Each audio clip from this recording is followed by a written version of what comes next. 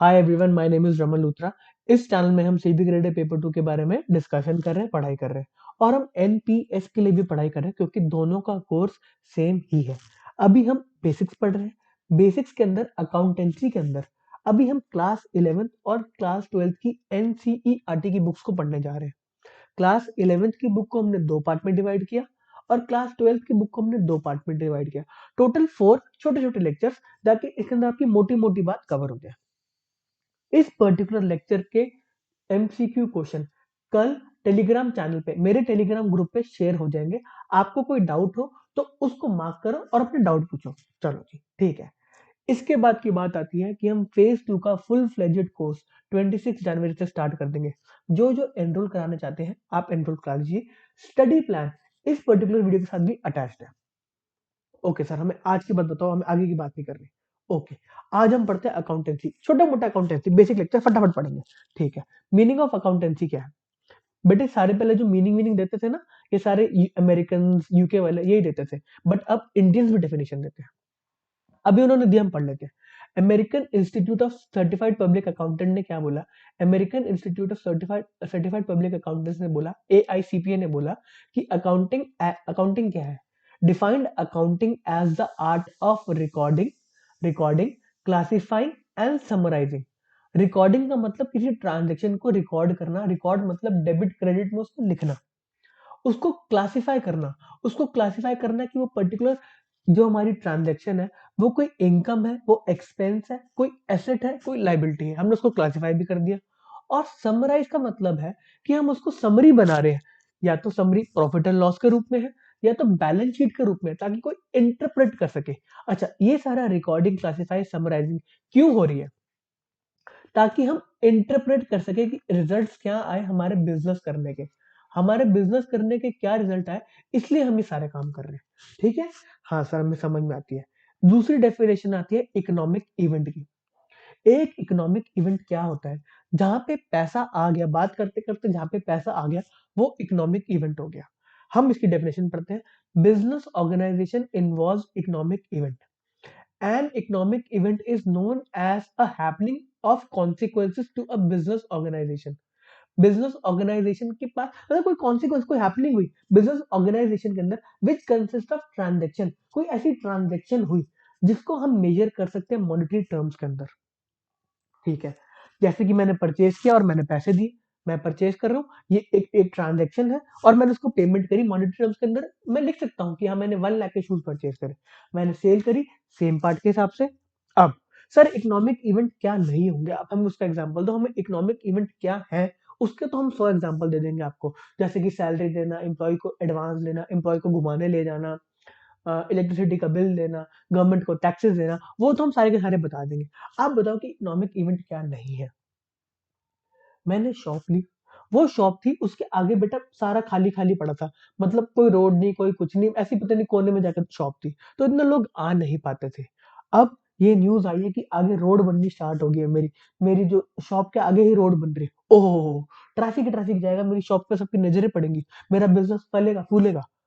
अब मेरे को इससे बेनिफिट है, बट मैं इसको इकोनॉमिक इवेंट नहीं बोल सकता क्योंकि ये मेजरेबल नहीं है इन मॉनेटरी टर्म्स।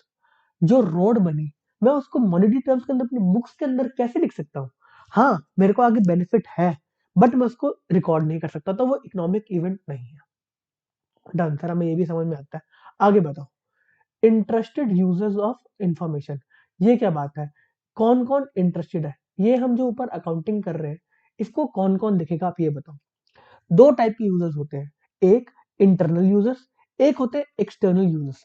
इंटरनल यूजर्स क्या? जो जो लगे पड़े हैं काम करने में, जो बिजनेस चलाने के लिए लगे पड़े हैं, जो जो जो दिन रात मेहनत कर रहे हैं कि हमारे बिजनेस में हम पैसा कमा सके, उनको हम बोलते हैं इंटरनल यूजर्स। हम पढ़ते हैं इंटरनल यूजर्स क्या होते हैं। इंटरनल यूजर्स के एग्जांपल है chief executive, CEO, financial officer, vice president, ओहो, business unit managers, plant manager, store manager, कोई भी एम्प्लॉय का नाम ले लो, लाइन सुपरवाइजर्स। ठीक है। अब आते हैं ये सारे जो बिजनेस में लगे पड़े हैं उसको बोलते हैं इंटरनल। अब आते हैं एक्सटर्नल की बात। एक्सटर्नल कौन है? External users are potential investors, जो आगे जाके हमें पैसा दे सकते हैं हमारे बिजनेस को। और प्रेजेंट इन्वेस्टर भी, जो हमारे शेयर होल्डर्स हैं, वो इंटरनल यूजर नहीं, वो एक्सटर्नल यूजर्स हैं। बिजनेस और जो शेयर होल्डर है, ये सेपरेट होते हैं, ये सेपरेट लीगल एंटिटी है। कंपनी और जो हमारा क्या कहते हैं शेयर होल्डर्स है, सेपरेट लीगल एंटिटी है। तो जो हमारे इन्वेस्टर्स हैं, जो शेयर होल्डर्स हैं, वो एक्सटर्नल यूजर्स है, वो इंटरनल यूजर्स नहीं है। और एक्सटर्नल यूजर्स कौन हो सकते हैं? क्रेडिटर्स, बैंक जिससे हमें पैसा दिया, कोई हमारा क्या कहते हैं टैक्स अथॉरिटीज, रेगुलेटरी एजेंसीज, आप जिसका पेपर देने जा रहे हो, सेबी, सेबी भी आपका एक्सटर्नल यूजर्स है। आपके labour union, trade association, stock exchange, customer. Customer कैसे एक्सटर्नल यूजर है? बेटा कस्टमर भी आपकी बैलेंस, कस्टमर कैसे आपको मतलब फाइनेंशियल स्टेटमेंट देख के इन्फ्लुएंस होता है? वो क्या कहता है, यार ये कंपनी तो बहुत अच्छा परफॉर्म कर रही है, मतलब ये कुछ ना कुछ अच्छा प्रोडक्ट दे ही रही होगी। कस्टमर भी आपका एक एक्सटर्नल यूजर है। ठीक है सर, हमें और बताओ, और क्या क्या हो सकता है? अब हम पढ़ेंगे qualitative characteristics of accounting information. Accounting information को हम मॉनिटरी टर्म्स में लिख सकते हैं, वो बात तो हमें समझ में आती है। अकाउंटिंग तभी तो होगी जब हम उसको मनी की वैल्यू में लिख सकते हैं, उसको हम रिकॉर्ड कर सकते हैं। अब वो कह रहा है इसकी क्वालिटी कैसी होनी चाहिए। क्वालिटी के अंदर सबसे पहली बात आती है कि वो अंडरस्टैंडेबिलिटी होनी चाहिए, उस पर्टिकुलर इन्फॉर्मेशन को जो आपने लिखा, उसको जो इन्फॉर्मेशन को आपने नोट किया, वो सब अंडरस्टैंड कर सके। अंडरस्टैंड करने के लिए ही सारे अकाउंटिंग कॉन्सेप्ट्स आए हैं, अकाउंटिंग स्टैंडर्ड्स आए हैं, पॉलिसीज आती है कि आपको ऐसे ऐसे दिखाना, ताकि इन्वेस्टर यूनिवर्सल तरीके से ये रिकॉर्डिंग चल रही है और इन्वेस्टर देख के इंटरप्रेट कर सके। अंडरस्टैंडेबिलिटी वाला जो थिंग है, वो गवर्नमेंट टेक केयर कर लेती है। ठीक है, और आई, इसके अंदर जो इन्फॉर्मेशन आप प्रोवाइड करोगे, उसका उसका क्या नेचर, उसकी क्या क्वालिटी होनी चाहिए? फर्स्ट कहता है कि उस वो रेलिवेंट होना चाहिए। सर हमें रेलिवेंट बताओ, रेलिवेंट क्या है और क्या नहीं है। हम बात करते हैं रेलिवेंस के ऊपर। आज आपकी कंपनी के अंदर 1 करोड़ का फ्रॉड हुआ, ओह 1 करोड़ का फ्रॉड हुआ, 1 करोड़ का फ्रॉड हुआ, बट वो फ्रॉड हुआ है आज से 25 ईयर्स पहले, बट आपको आज पता चला। आप अपने आज के इन्वेस्टर्स को बता रहे हो कि हमारी कंपनी में 25 साल पहले एक फ्रॉड हुआ था। वो कहेंगे ठीक है, फ्रॉड हुआ था, बट उससे मेरे डिसीजन पे फर्क नहीं पड़ेगा, वो 25 ईयर्स पहले हुआ था। उस समय जो शेयर होल्डर्स है वो भी कहीं चले गए, जिसने फ्रॉड किया वो भी कहीं चला गया। तो वो कहेंगे कि ये वाली जो इन्फॉर्मेशन है, ये टाइमलीनेस नहीं है। अगर उस समय पता चलता तो उसके ऊपर गवर्नमेंट पड़ जाती, उसको जेल हो जाती, इन्वेस्टर्स उसको बाहर निकाल देते। तो हमने कहा कि जो इन्फॉर्मेशन है वो टाइमलीनेस होनी चाहिए। और और कह रहे हैं कि इन्फॉर्मेशन की डेडिकेटेड वैल्यू और फीडबैक वैल्यू होनी चाहिए। इसका क्या मतलब है? जो भी आप इंफॉर्मेशन अपने इन्वेस्टर्स को दे रहे हो, वो आपके बिजनेस से रिलेटेड होनी चाहिए। ऐसा नहीं कि हमारा काम है शू ट्रेडिंग का, और आप इंफॉर्मेशन दे रहे हो कि जो हमारा स्टाफ है, हमारे स्टाफ ने, हमने ब्रांच के अंदर उनको समोसे खिलाए, उससे क्या लेना देना, उसकी कोई डेडिकेटेड वैल्यू तो नहीं है कि आप उनको क्या कहते हैं समोसे खिला रहे हो। उस पे क्या इन्वेस्टर रिएक्ट करेगा, उस पे क्या फीडबैक देगा? तो इस चीज का कोई रेलेवेंस नहीं है। ये इन्फॉर्मेशन आप देने से परहेज करें। ठीक है, हाँ ये वाली इन्फॉर्मेशन हम नहीं देंगे। और आई बात रिलायबिलिटी की, जो आप इन्फॉर्मेशन दे रहे हो वो रिलायबल होनी चाहिए। वेरीफाइबिलिटी का मतलब क्या है? कि अगर आपने कुछ बोला अपनी बैलेंस शीट के अंदर, आपने लिख दिया कि मेरे पास लैंड है गुड़गांव के अंदर, आपने बोला मेरे पास बैंक बैलेंस है, बैंक के अंदर मेरे पास पड़े हैं 5 CR, 5 करोड़ रुपीज पड़े हैं। आप कह रहे हो उसको वेरीफाई कर लो, जाके आप गुड़गांव जाओ और लैंड देख लो। आप मेरी बैंक स्टेटमेंट खोलो, मेरी बैंक स्टेटमेंट के अंदर 5 करोड़ रुपए आ रहे हैं, आप देख लो। ये वेरीफाइबिलिटी है। जो चीज वेरीफाइबल है वो रिलायबल है। ठीक है, और कोई ट्रांजेक्शन, वो कह रहे हैं कि ट्रांजेक्शन जो आपने करी उसमें फेथफुल, फेथफुल जो इन्फॉर्मेशन दी उसमें फेथफुलनेस होनी चाहिए। मतलब कि आपने कोई जैसे हमारा सत्यम स्कैम था, उसके अंदर सेल्स वो दिखाई जा रहा था कि करोड़ों की सेल्स हो रही है, करोड़ों की सेल्स हो रही है, बट कोई कस्टमर था ही नहीं, वो फेक एंट्री डाल रहे थे। तो इसमें फेथफुलनेस आ जाता है, भरोसे लायक ही नहीं है। विजय माल्या की कंपनी है, भरोसे लायक ही नहीं है, उसमें फेथफुलनेस आ जाता है कि हमें कोई रिलाय हम we do not rely on the information provided by Vijay Mallya की कंपनी, जिसके अंदर वो डायरेक्टर है या फिर कुछ भी है। तो फेथफुलनेस की बात आ जाती है उसके अंदर। और जो आप इंफॉर्मेशन प्रोवाइड करोगे वो न्यूट्रल होगी। न्यूट्रल मतलब क्या? कि वो किसी पर्टिकुलर बंदे, पर्टिकुलर एम्प्लॉय या पर्टिकुलर किसी स्टेक होल्डर की तरफ इंक्लाइन नहीं होगी। मतलब कि आप जो इंफॉर्मेशन बना रहे हो, आप जो फाइनेंशियल स्टेटमेंट बना रहे हो, आप सिर्फ शेयर होल्डर को खुश करने के लिए बना रहे हो। तो आप उसमें थोड़े बहुत अकाउंटिंग ट्रांजेक्शन टेढ़े मेढ़े करो ताकि हमारे शेयर होल्डर खुश रहे। ऑन द अदर हैंड क्या पता आप जो अपने फाइनेंशियल स्टेटमेंट बना रहे हो वो किसी रेगुलेटर के रिस्पेक्ट में बना रहे हो कि रेगुलेटर खुश रहे, हम थोड़ी बहुत एंट्री ऐसे कर देते हैं ताकि रेगुलेटर का हाँ सब ठीक चल रहा है। तो उन्होंने बोला आपको न्यूट्रल तरीके से रह के अकाउंटिंग ट्रांजेक्शन को रिकॉर्ड करना है, मतलब कि वो किसी के ऊपर इंक्लाइंड ना हो, ना रेगुलेटर्स फॉर एग्जाम्पल ना शेयर होल्डर। और सबसे बड़ी बात है कि कंपेरेबिलिटी, जो आपने अकाउंटिंग ट्रांजेक्शन्स को रिकॉर्ड किया उसको हम कंपेयर कर सके। कंपेयर किससे? पिछले साल के रिजल्ट से या इंडस्ट्री से, कि इंडस्ट्री के अंदर कितना प्रॉफिट, इंडस्ट्री कितना प्रॉफिट कमा रही है और हमारी कंपनी कितना प्रॉफिट कमा रही है, हम उनसे ज्यादा कमा रहे हैं उनसे कम कमा रहे हैं, ठीक है। तभी तो वो डिसीजन लेंगे कि हाँ ये कंपनी अच्छा परफॉर्म कर रही है बेकार परफॉर्म कर रही है, ठीक है। आगे बताओ, हम एसेट्स की classification, very important very important. आप मेरा जो फाइनेंशियल स्टेटमेंट एनालिसिस का लेक्चर है प्लीज उसको रेफर करें। इसके अंदर हमने सारे के सारे क्या कहते हैं जो क्लासिफिकेशन है उसको बताया है, ठीक है। हाँ, सेम सेम गोज विद क्या कहते हैं लाइबिलिटीज, एसेट्स एंड लाइबिलिटी हमने शेड्यूल 3 वहां पे डिफाइन किया, वो वाला लेक्चर प्लीज देखिएगा। और आते हैं बेसिक अकाउंटिंग कॉन्सेप्ट्स, ये वाली चीज भी हम एक अकाउंटिंग कॉन्सेप्ट्स के लेक्चर में कवर कर दिया है, आप प्लीज उसको भी देख लेना, ठीक है। अभी हम पूरी बुक कवर कर रहे हैं तो हमें सब कुछ इंपॉर्टेंट चीजें लिखनी है, इसलिए हमने ऐसे ऐसे करके लिख दिया, ठीक है। आगे पढ़ाइए। ओहो, 11th क्लास की बुक्स के अंदर टैक्सेस आ गए। टैक्सेस के अंदर उन्होंने बोला कि टैक्सेस को दो पार्ट में डिवाइड किया गया, एक होते हैं डायरेक्ट टैक्स, एक होते हैं इनडायरेक्ट टैक्स। डायरेक्ट टैक्स आपके ऊपर डायरेक्टली लेवी कर दी जाते हैं कि आपने कमाए हैं, इनकम कमाए, आप हमें टैक्स दो, गवर्नमेंट कह रही है लगान दो, आप हमें टैक्स दो। इनडायरेक्ट टैक्स आपसे डायरेक्टली नहीं लिए जाते, आपसे मतलब इनडायरेक्ट रूट पे लिए जाते हैं। आप कोई बर्गर लेने गए उस पर टैक्स लगा हुआ था, आप गाड़ी लेने गए उसमें टैक्स लगा हुआ था, आप मेट्रो में ट्रैवल कर रहे हो उसमें टैक्स लगा हुआ है, वो इनडायरेक्ट टैक्स है। ले आपसे ही रहे बट वो इनडायरेक्ट तरीके से निकाल रहे हैं आपसे, आपसे खुद नहीं मांग रहे। आप कोई सामान ले जाते हो उसमें ऑटोमेटिक टैक्स लगा हुआ है, ठीक है। हमें इतना समझ में आता है सर, फालतू के आप इतने वो मत करो, इसको एग्जैजरेट मत करो, ठीक है। हम डायरेक्ट टैक्स की बात करेंगे थोड़ी सी और हम इनडायरेक्ट टैक्स की बात करेंगे। CBDT, बेटा इसका डेफिनेशन वो फुल फॉर्म आया तो हमने इसलिए लिख दी, central board of direct taxes. इसके जो हमारे चेयरमैन है वो है प्रमोद चंद्र मोदी, ठीक है। अब हम इसकी बात कर रहे हैं कि इस बार जो हमारा फाइनेंशियल ईयर 1920 है, जो हमारा फाइनेंशियल ईयर 1920 है उसके अंदर कितना इस बार हमें रिवेन्यू मिला है डायरेक्ट टैक्स से।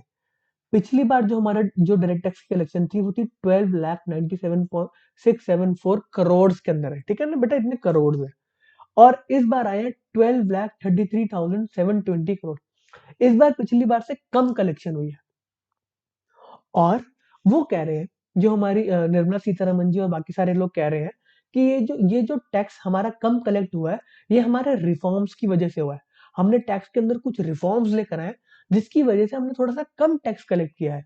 हमने कॉर्पोरेट टैक्स 1,45,000 करोड़ से कम लिया है, और हमने पर्सनल इनकम टैक्स, आपका और मेरा टैक्स, हमने 23,200 करोड़ से कम लिया है। उन्होंने कहा मोटा मोटा ये 1233 इतना होना चाहिए था, 14 लाख करोड़ के अराउंड। हम पूछ रहे हैं टैक्स रिफॉर्म कौन से, ठीक है। टैक्स रिफॉर्म को उन्होंने बात करी कि reduction in corporate tax of all existing domestic company. उन्होंने बोला कि ये रिडक्शन किया गया कॉर्पोरेट टैक्स के अंदर। आपको सबको पता है कि रिडक्शन हमारा क्या कहते हैं, कॉर्पोरेट टैक्स 30% से उठा के 25% के काफी कंपनियों के लिए कर दिया गया था। और उन्होंने बोला हमने मैन्युफैक्चरिंग इंडस्ट्रीज को काफी मतलब उनको इंसेंटिव्स दिए कि आप काम करो, ज्यादा एम्प्लॉयमेंट जनरेट करो। इसके अंदर बात है रिडक्शन ऑफ मैट रेट। हमें इसकी डेफिनेशन, हमें इसकी फुल फॉर्म पता होना चाहिए मैट की। मैट होता है मिनिमम ऑल्टरनेट टैक्स।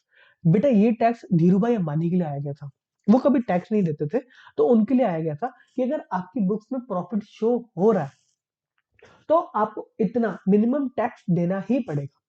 कुछ तरीके होते हैं टैक्स को बचाने के, तो वो हमेशा वो तरीके करके टैक्स से बच जाते थे। बट कंपनी एक प्रोविजन लेकर आई minimum alternate tax, MAT MAT. उसके हिसाब से अगर आपकी बुक्स के अंदर प्रॉफिट दिख रहा है तो आपको उस बुक प्रॉफिट के ऊपर 18.5% गवर्नमेंट को देना होता था टैक्स के रूप के अंदर। उन्होंने कहा हमने इस रेट को कम करके 15% पे ले आए, इसकी वजह से हमें थोड़ा सा लॉस हुआ, गवर्नमेंट कह रही है, ठीक है। Exemption of income tax to individuals, ओहो, ये बड़े सारे इंडिविजुअल्स को बेनिफिट हुआ इसके अंदर, जिनकी इनकम को हमने, उन्होंने क्या कहते हैं 5 लाख तक की अगर अर्निंग है तो उनको कोई टैक्स नहीं देना। प्लस जो डिडक्शन, स्टैंडर्ड डिडक्शन थी 40,000 डायरेक्टली डिडक्ट करते थे, वो बढ़ा के 50,000 कर दी। इसकी वजह से कह रहे हैं गवर्नमेंट को कि हमें इतने का 168 का लॉस हो गया। ठीक है सर, हमें इसमें से क्या पढ़ना है? आपको इसमें से मैट के फुल फॉर्म पता होना चाहिए, मिनिमम ऑल्टरनेट टैक्स, उसका रेट आपको पता होना चाहिए 15% हो गया है, और आपको पता होना चाहिए ये वाली फिगर 1233,720 1233,720 करोड़, ये वाली फिगर आपको पता होनी चाहिए कि डायरेक्ट टैक्स कितना कलेक्ट हुआ है FY 1920 के अंदर। चलो सर ठीक है, हमें इनडायरेक्ट टैक्स के बारे में बताओ। Central board of indirect taxes and custom, indirect taxes and customs की बात आती है, इसके जो चेयरमैन है वो है M अजीत कुमार। जीएसटी की बात करेंगे हम, सारे इनडायरेक्ट टैक्स की बात नहीं कर रहे हैं, हम सिर्फ जीएसटी की बात कर रहे हैं। अगर कोई गुड्स बेचे या खरीदे जाते हैं, अगर वो इंट्रा स्टेट मूवमेंट है, मतलब दिल्ली में सामान खरीदा और दिल्ली में ही बेच दिया, तो इस पे दो टैक्स लगते हैं। एक लगता है CGST, central government sales tax, ठीक है। एक होता है SGST, state government state tax, जो भी होता है यार, ये मेरे को नाम याद नहीं आ रहा। Goods and service tax, central government goods and service tax, state government goods and service tax, ठीक है। मैं कंफ्यूज हो गया उसके अंदर। अभी जीएसटी लेविड बाय सेंटर, इसको दो पार्ट में, बिल को दो पार्ट में डिवाइड किया गया। एक CGST लगता है और एक स्टेट गवर्नमेंट का GST लगता है। कुछ पैसा स्टेट के पास, कुछ पैसा गवर्नमेंट के पास। अगर ये होता है इंटरस्टेट, मतलब दिल्ली वालों ने पंजाब वालों को कुछ बेचा, तो वो कहते हैं कि हम IGST लगाएंगे उसके ऊपर। इंटरस्टेट इंटरस्टेट मूवमेंट होगी तो हम IGST लगाएंगे। GST levied by the centre and state concurrently. इसके अंदर जो जो जो टैक्स मिलेगा सेंट्रल गवर्नमेंट को, वो डेस्टिनेशन वाली पार्टी को, GST एक डेस्टिनेशन बेस्ड टैक्स है, तो उन्होंने बोला कुछ पार्ट सेंट्रल गवर्नमेंट लगेगी और जो डेस्टिनेशन गवर्नमेंट है कुछ पैसे उसको दे देंगे, जो परसेंटेज डिसाइडेड होता है। ठीक है सर, हमें जीएसटी के अंदर भी थोड़ी थोड़ी बात समझ में आती है। अब हम पढ़ेंगे bank reconciliation statement. Bank reconciliation statement का मतलब क्या है?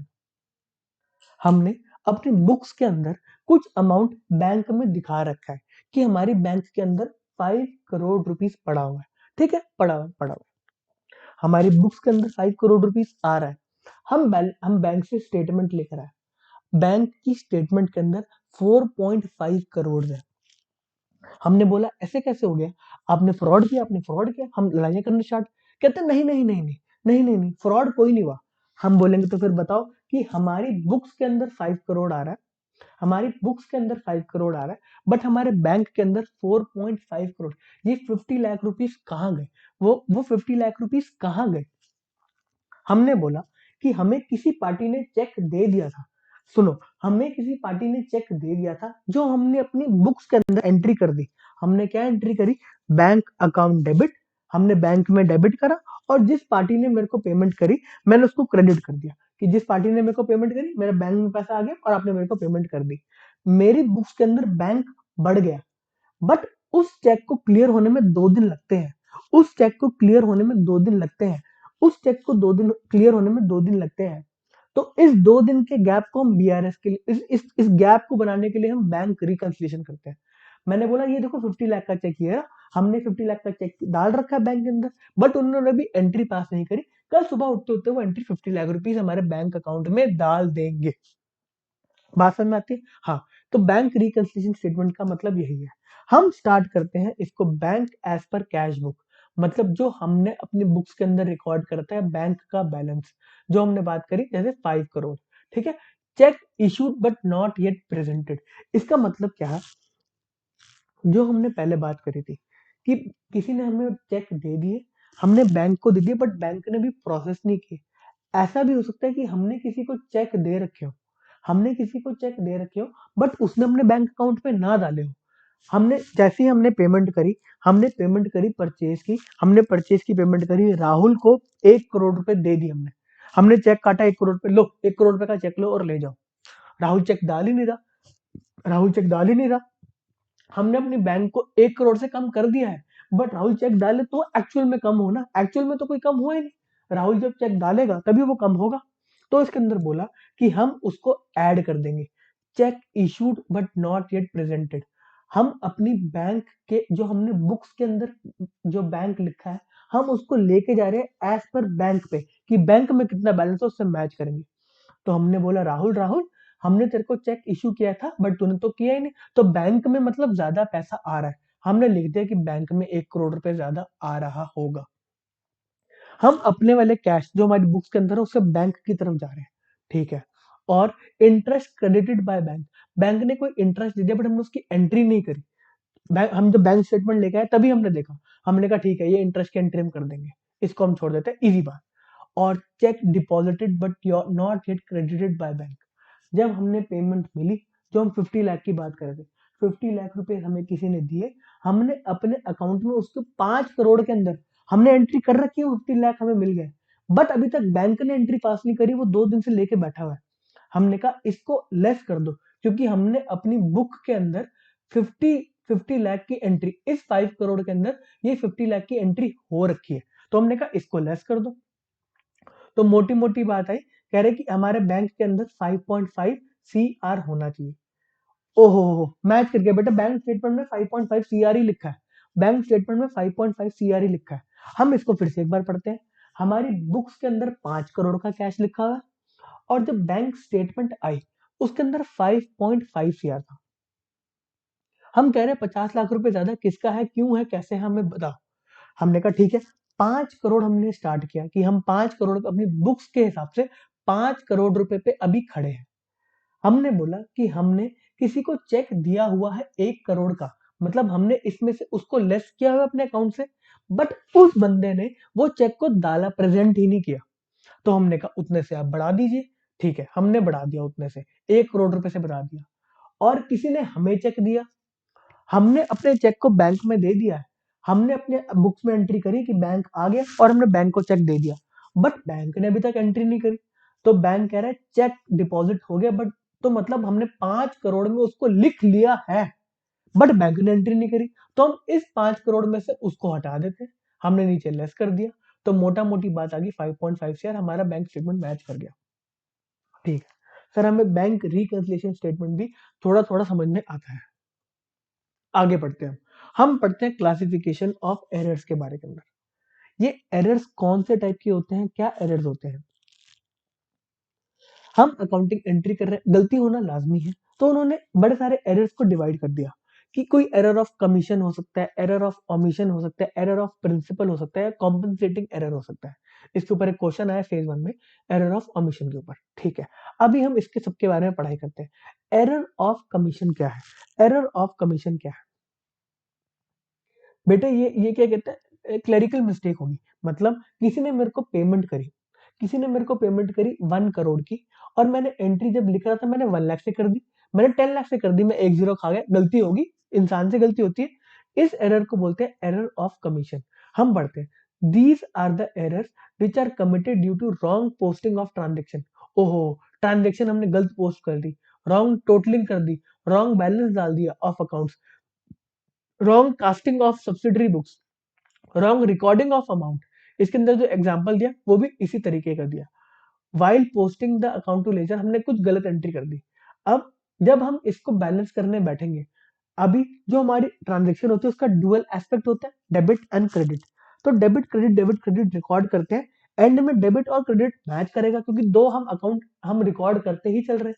आप एग्जांपल लो, प्लस माइनस हम रिकॉर्ड करते चल रहे हैं, plus minus plus minus plus minus plus minus plus minus plus minus plus minus plus minus, and में हमने सारे प्लस को लिख दिया, एंड में हमने सारे माइनस को लिख दिया। ये दोनों मैच करेंगे, करेंगे सर। जब हम दोनों चीजें ऐसी लिख रहे हैं, अकाउंटिंग के अंदर हम क्या करते हैं, हम debit credit debit credit debit credit हम ऐसे लिखते हैं, तो एंड में सारे डेबिट और एंड में सारे क्रेडिट, सारे के सारे मैच करेंगे, ठीक है। तो इसके अंदर कह रहे हैं कि कमीशन के अंदर अगर आपने कोई ना कोई एंट्री गलत रिकॉर्ड कर दी, तो हमारे जो स्टेटमेंट है उसमें कोई ना कोई ये एरर पकड़ा जाएगा। ओह हाँ, ये एरर पकड़ा जाएगा। आगे बढ़ते हैं, एरर ऑफ ओमिशन के अंदर क्या होता है, एरर ऑफ ओमिशन क्या होता है। एरर ऑफ ओमिशन के अंदर बेटा आप एंट्री करना ही भूल गए, किसी ने आपको कैश दे के आपके गले के अंदर पैसे पड़े हुए हैं, बट आप एंट्री ही नहीं कर रहे, आप कह रहे हो कोई नहीं पड़ रहे हैं, तो आप एंट्री ही नहीं कर रहे। ये एरर के बारे में कोई, अगर आप एंट्री करना ही भूल गए, आप एंट्री करना ही भूल गए, तो ये ट्रायल बैलेंस पे जो हमारा debit credit debit credit debit credit है, उसको हम एंड में ट्रायल बैलेंस एक एक पेपर बना के उसको लिख देते हैं, उस पर कोई फर्क आएगा ही नहीं, पता चल ही नहीं पाएगा हमें, ये तो आप एंट्री करना ही भूल गए। बट जब आप अपने ट्रायल बैलेंस में कैश बैलेंस देखोगे 1 लाख का, ओहो और आपके पास एक्चुअल में कैश पड़ा होगा 1,10,000 का, तब आप कहोगे यार कोई एंट्री लगता है मिस होगी, कोई एंट्री ओमिट होगी, उसको बोलते हैं हम error of omission. The error of omission may be committed at the time of recording of transaction in the books of original entry while posting to ledger entry. These can be of two types: error of complete omission, आप बिल्कुल पूरा का पूरा entry करना भूल गए, या error of partial omission, आपने एक पार्ट एंट्री का रिकॉर्ड किया, एक पार्ट एंट्री का रिकॉर्ड नहीं किया. When a transaction is completely omitted from recording in the books of original records, it is error of complete omission. For example credit sales to मोहल of 10,000 not entered in the books of account, आपने कोई cell करी but उसकी entry ही नहीं करी, आप भूल ही गए. When the recording of transaction is partly omitted in the books of account, it is error of partial omission.